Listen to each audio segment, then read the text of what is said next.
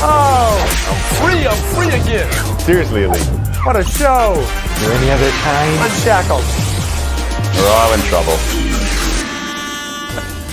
When the book on Ben Simmons' career as a Sixer is written, it very may well end up being titled Conduct Detrimental to the Team. Today, head coach Doc Rivers threw him out of practice 3 days after he showed up to finally train with his team. He's now suspended for the team's season opener against the Pelicans tomorrow. We're in debacle mode with teammates who have stopped being polite and are definitely getting real. Here's Doc Rivers and Joel Embiid. Right now, I'm telling you, our team is focused. At this point, I don't care about that man, honestly. He does whatever he wants. Our job is not to babysit somebody. In a word, yikes. J.A., what are we supposed to make of this situation in Philadelphia? I won't say it's unsalvageable. We've seen worse splits and they've come back together, but usually when they come back together, it's after some time apart. I'm thinking Kobe Bryant and Phil Jackson, who basically weren't on speaking terms, in which you had the phrase, I don't care. And after Phil went away, they came back and it worked. What I'm stunned by is the miscalculations on both sides. Simmons and his camp thought it'd be good to stay away, and that didn't work out. And then the Sixers thought it'd be good to bring him back in, and that hasn't worked out. Neither side knows what they're doing here. AB? I think it's been clear from the very get-go that Ben Simmons was not going to be a part of this. He was not going to let Doc Rivers invite him back, the team invite him back, and just let bygones be bygones. I would say that's a maturity problem because people have been criticized before, and one of the criticisms of Doc Rivers of Ben Simmons after the playoffs was that he needs to get in the gym and do work. And if you're a player, you can say, you know what, he's absolutely right, and that's what I'm going to do. And to your point, J.A., plenty of time has elapsed here. You would think that they would get over it, but it is clear that he is not over this. He's not going to be a 76er. Is he? This would be the highlight of the book, Clinton. This would be, the one thing that everybody wants to read more details on. I mean, we've seen Jimmy Butler do the thing where he had the crazy practice in Minnesota to get himself out of here. We've seen Kobe do a couple things. J.A. mentioned he and Phil Jackson not being on speaking terms, but he also went off on Mitch Kupchak after a practice to try to create change. And this is Ben's next move. And it doesn't seem like a great one, but the details of wearing sweatpants and having your cell phone in your pocket is legendary. That's going to be talked about for years and years and years. And so I don't know if it's a good move. I think what makes this unique is he's got so many years left on his contract, and you got Daryl Morey, who is not going to budge. He wants a star in return. I'm curious as to what those other players are thinking. Like, if they're wondering if Morey should, go ahead and give up on that hope and just get a couple players in here because we're already focused, like Doc said. Let's just get into the season without this big distraction. Last and Around the Horn investigation has shown that it wasn't a cell phone. It was a tag from a practice jersey, but those details don't matter when we're dealing with the story. Tim Kalishaw, your thoughts? All of us here have been in arguments with fans who say, I'm sick of pro sports, the players are overpaid, and we try to patiently explain the TV money, the owners, these guys are getting what they deserve. But you know what? Some guys are overpaid. And Ben Simmons at $35 million a year for 5 years, the way he played and the way he finished the playoffs for that team, afraid to take a layup because he might get fouled because he can't shoot free throws, he's overpaid. And I don't know what he thinks he's going to accomplish with these trade demands coming off his worst season. It's made it impossible. I don't feel sorry for Daryl Morey. He's got to do something, but he's not going to get a star player for Ben Simmons at this point in time. Is he? One more thing. If it was me, if I'm Ben Simmons, I'm just coming into these practices shooting every time I touch the ball. It's like, hey, you want me to do this? Cool. I'm just going to shoot. You think I'm no good? Go ahead and trade me for some terrible player because this is not going to work out the way you want it to. AB, last word. Well, if I'm Ben Simmons, I'm coming in to pick up that paycheck, $8.3 million, and right now he is flushing it down the drain. Just show up, show your trade value, and move on. Yeah, I mean, bottom line is if Ben Simmons doesn't want to play basketball, he doesn't have to play basketball, except that means you don't get paid. Moving right along. What a night in Nashville. A wild one in which all the stars showed out. We had a leaping Josh Allen, the aforementioned outrageous grab. That might be a snag from Jones. Derrick Henry barreling through defenders like revelers on Broadway, and Stephon Diggs hitting the Omarion challenge in the end zone. I know y'all don't know what that is, but whatever, we love to see it. But the game came down to a fourth down call from the Bills, and, well, it slipped away as the Titans held strong on defense. Tim, is that decision what cost Buffalo this game? And did last night's game change your outlook on either team? Look, the defense cost them the game. They didn't force a single Titans punt after the first quarter. That's incredible given how Buffalo had played. But I hated that call. Once you don't make it on third down, you need to go ahead and tie it. And I hate once you're going for it, going with the quarterback sneak. We've seen the Cowboys, we think Dak Prescott was in the end zone, but you can't always see where a quarterback goes on a quarterback sneak. You might gain the half yard and not get credit for it because it's just a pile of bodies. That was the second time Josh Allen had tried to run a little to the left and got blown up doing it. This time he slipped. It was a bad play all around. AB, your thoughts? It was 4th and less than 1. Do you realize that Josh Allen in his career had seen that same situation 14 times, and 14 times they ran it, and 13 times he made it, and the only time they didn't make it was a botched snap. So this was a perfect opportunity for them. And I don't care what happened earlier in the game. This was the right move to make. You play to win the game, not to tie it up. Didn't work, though. Obviously, that's the whole idea of what we're talking about. He got blown up on the play before. You never know what's going to happen. J.A., what are your thoughts on that? Well, you also don't know what's going to happen if you go into overtime. You're basically turning it into a coin toss situation because your defense hadn't shown the ability on the previous 7 Titans possessions. They had scored on all except the time they kneeled at the end of the half. So if you don't trust your defense there, you got to be able to trust your offense to get a half of a yard or a few inches. So I understand the call based on the way the game was going, not necessarily about percentages, but by the way the game was going. Izzy, your thoughts on that 4th down call? Yeah, and this is a team that had a couple of shutouts on its resume so far, Buffalo did. And so they're getting run over by Derrick Henry. They're like, you know what? We're really good. We can't stop him. Let's go ahead and try to get this half yard and maybe a touchdown and not have to deal with a potential Derrick Henry drive based on a coin flip. So, yeah, I absolutely love the decision. Don't love the call so much. It was a little too easy when you got Josh Allen back. All right, KB, back in. I was a little jumpy. I'm just saying, you know. Yeah, you were a little jumpy. Come on, I'm your DC homie. And not only that, but you're going up against a defense that is not that great. I mean, they're 24th in points scored or allowed this year, too. That's not a great defensive line. They should have made that first down. All right, we're going to get back to the other question I asked. And, Tim, we'll start with you. Does this change how you feel about either one of these teams, in terms of their season going forward? Maybe a little bit on Tennessee because that loss to the Jets had to have people a little concerned about what the range was for the Titans. I picked Buffalo to go to the Super Bowl. I still think they're capable of it, but they got to look at their situation today and say, we should be 6-0. There's no way we should have lost to the Steelers, that game we led the whole way, and there's no way we should have lost this game. We're doing something wrong here. J.A., did you see anything from Tennessee you liked?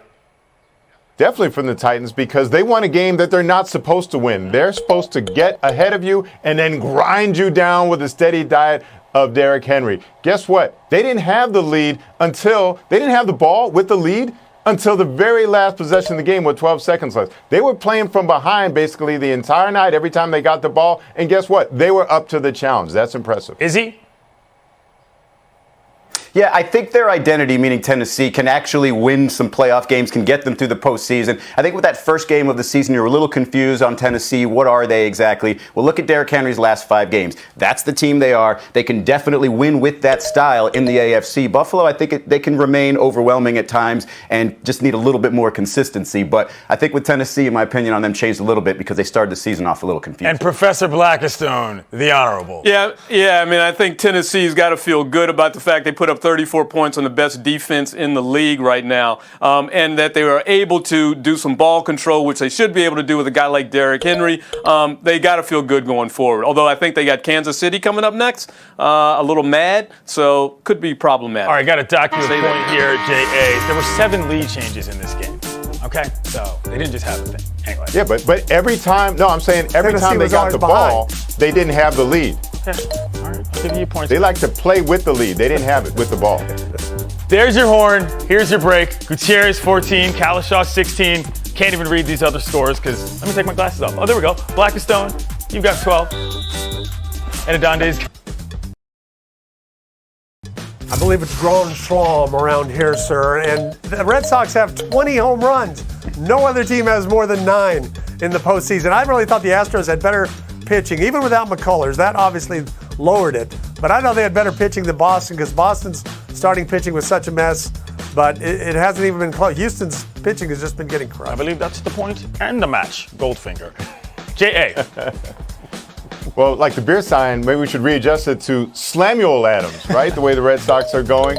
But to me, the revelation in this series is maybe we're getting past the era when the response to something is to throw a beanball at him. So I like the fact that Eduardo Rodriguez mocked Carlos Correa's, watch tapping gesture. Alex Cora got mad at him, but guess what? Correa was okay with it. Yeah. And you know what? I'd rather have somebody mocking my wrist tap than throwing a 95-mile-an-hour fastball at my head if he's mad at what I did. KB, your thoughts on Fenway and what's happened there?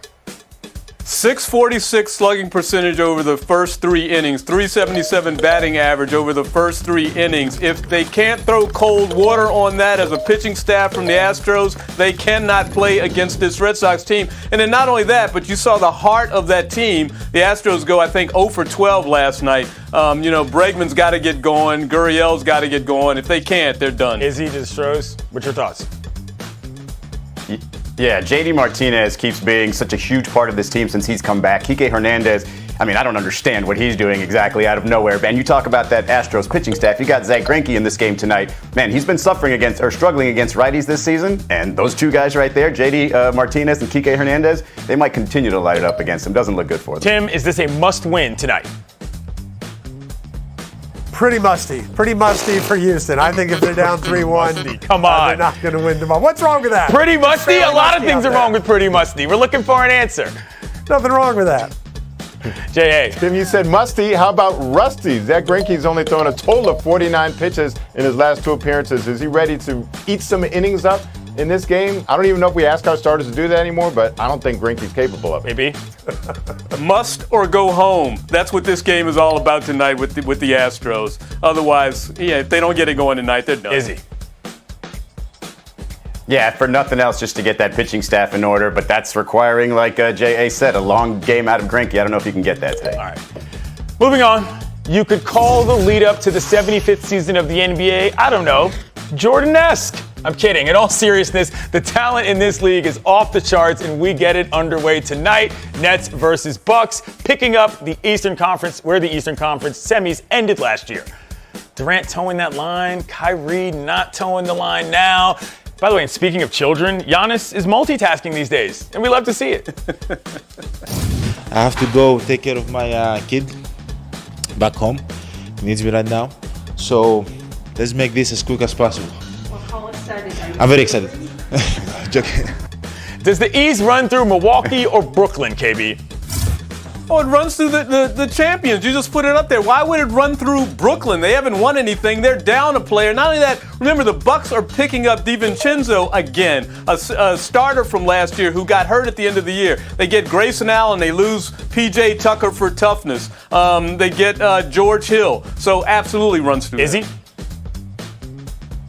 Yeah, I think it's definitely through the Bucks. I mean, look, you've got a Giannis who's sort of unlocked, right? All that pressure is gone. The jump shot you've seen in the preseason, he seems to be pulling up and hitting that. So if you're going to tell me I've got a freer, offensively improved Giannis Antetokounmpo, yeah, I'm taking the Bucks to repeat. Tim Kalishaw. I was at a baseball's owners meetings in the 80s when the Cardinals were champs. Whitey Herzog was asked, does the World Series run through New York with the Mets? I can't repeat any of the words Whitey Herzog said in that answer. Blackstone is right. It goes through Milwaukee till further notice. Whitey Herzog. J.A. That's great. Why did you use a story which you can't quote Whitey Herzog? That literally had no purpose whatsoever. But I'm going to go with the Bucks as well. I mean, I always talk about age 27 is the leap season when the great players really ascend to another level. This is Giannis's age 27 season, plus the boost that comes with the confidence from knowing you can win a championship rather than speculating. All right, moving on to the Western Conference. We've got a huge sports day in LA. The Warriors come to town to face the Lakers, and one team is putting itself back together again, Golden State, while the other is sort of building the plane as they fly, Los Angeles. Does the West run through California, J.A.? California. Yeah, it's definitely going to be through California. I think the Warriors start ahead right now just because the Lakers are incorporating 11 new players. But the Warriors get to add Klay Thompson later on. So I really don't think tonight is any indication of what we'll see. But I think the Lakers eventually get past the Warriors. KB. Yeah, I kind of leaning towards that way. I mean, the Lakers were pretty good, 21-7. well, I mean, but you got Phoenix out there. Let's not forget about what Phoenix was doing at the end of last year. That was the last team we saw from the West. Still an extremely good team. Izzy. Yeah, look, I think people are going a little hard on the Warriors here, okay? You've got Nikola Jokic MVP on Denver. You got Phoenix, the team that was the Western Conference champion. You got Utah, the team that was the #1 seed, and yet we're putting, because we love Steph Curry, don't get me wrong there, but we're putting them here as one of the top 2 seeds here. Let's let a little play out before we go ahead and put them back in that championship mode. Tim Kalishaw, your thoughts? The Lakers are older than my story about Whitey Herzog. Put them down at number 5. It starts with Phoenix, Utah, Dallas, Denver. That's your top 4. You worry about California later. I love this. Tim's got the hottest take out there. California working their way into it, not out of it. Oh, look at that. Izzy, I'm sorry. Thanks for showing up and playing 3. And Kalishaw has 36. It's time for Showdown. We got this. The Yankees were bounced in the wild card game this year, and rumors about Aaron Boone's managerial demise were apparently greatly exaggerated. He's been renewed as the skipper in the Bronx, a 3-year deal no less. Is this a surprising decision to you, Tim? Not really. When you're looking for left-handed bats and you go to the Rangers for Joey Gallo and Rougned Odor, maybe your problem isn't the manager. Maybe the general manager is the one who has let you down and why you only have 1 World Series win in the last 20 years. Okay. Exactly. He wasn't failing miserably. The players seemed to like him and vouch for him. And he'd already completed just 4 years. This was 25% of his managerial experience. So why not try a little stability? That's a new tactic in the Bronx. I think Kalishaw's got this right. Their roster construction is just a debacle. Homers, strikeouts. Well, that means you're not going far in the playoffs. Point Kalishaw. Next topic. Baker Mayfield is nothing if not tough. After going down with a brutal injury against the Cardinals, a game in which he was sacked 5 times, we now have news that he's getting a second opinion on his MRI results. And Coach Stefanski is waiting on those before naming him the starter Thursday night. J.A., should the Browns be taking this much risk with their franchise quarterback? No, if it seems like you finally got a quarterback that you can build around that's going to be there for a while, it's not about this game and maybe not even about this season. Sit tight so you won't have to add to that lengthy list of Browns quarterbacks. We've all seen the photo. You know what I'm talking about. It's a short week. They got 10 more games after this. He would have no Nick Chubb to give the ball to. He would have no Kareem Hunt to give the ball to. And Stefanski got to an NFC title game with Case Keenum in Minnesota as coordinator. All my boys in college are from Cleveland, and they have those shirts and those lists. Bro, you cannot mess with that legacy. Point, J.A. Final showdown. The WNBA champion Chicago Sky are celebrating their title this afternoon with a parade in Chicago. It's following their victory, of course, over the Phoenix Mercury. After that win, opponent Diane Taurasi was so fired up that she broke a door at Wintrust Arena. Well, that door is part of the festivity.